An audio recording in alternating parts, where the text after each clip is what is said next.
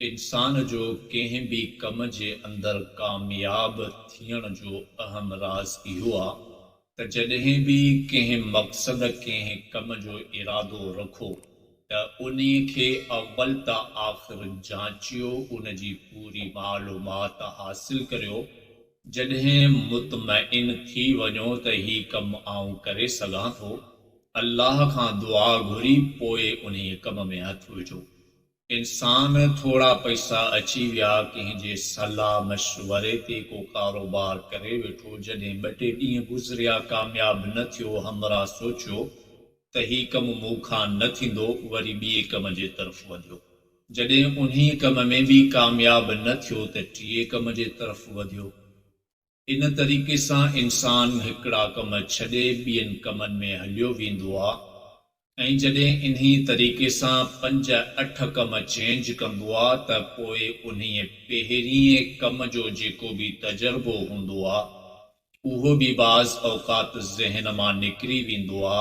ऐं हाणे 8हीं मंज़िल ते 8हें कम ते पहुचण खां पोइ अगर पहिरीं कम जे तरफ़ वरी ईंदो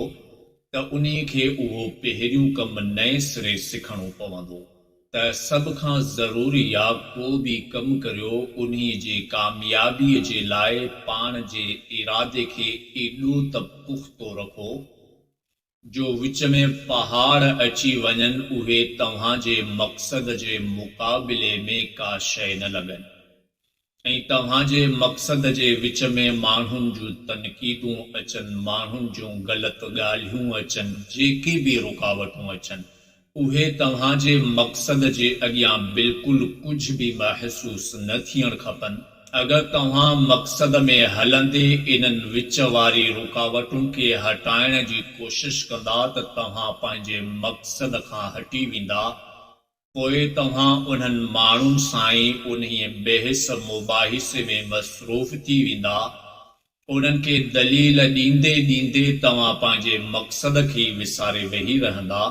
इन्ही जे लाइ तव्हां जे पाक मक़सद जे अंदर अगर का भी रुकावट अचे त उन्हीअ ते कॾहिं भी का भी तवज्जो न ॾियो।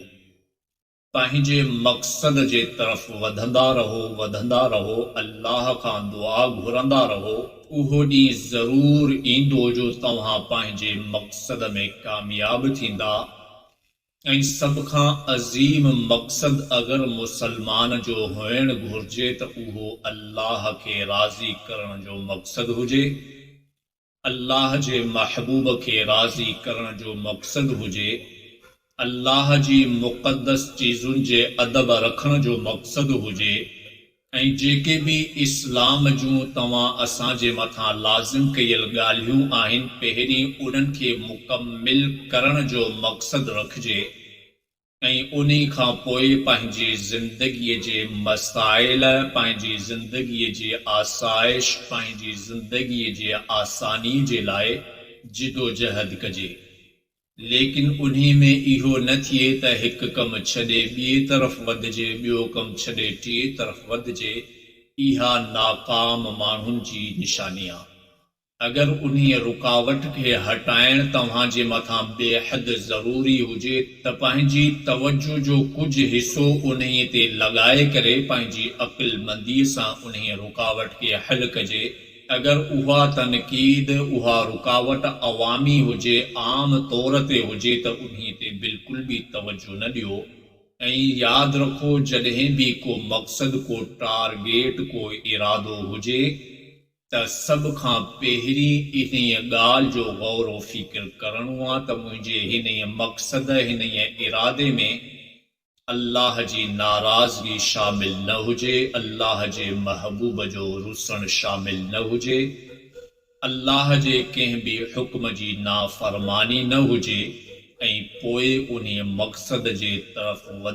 वधंदे अल्लाह खां दुआऊं घुरंदे हिकु ॾींहुं उहो ज़रूर ॾिसण में ईंदो जो इंसान कामयाब थी करे अज़मतुनि ताईं पहुची वेंदो आहे।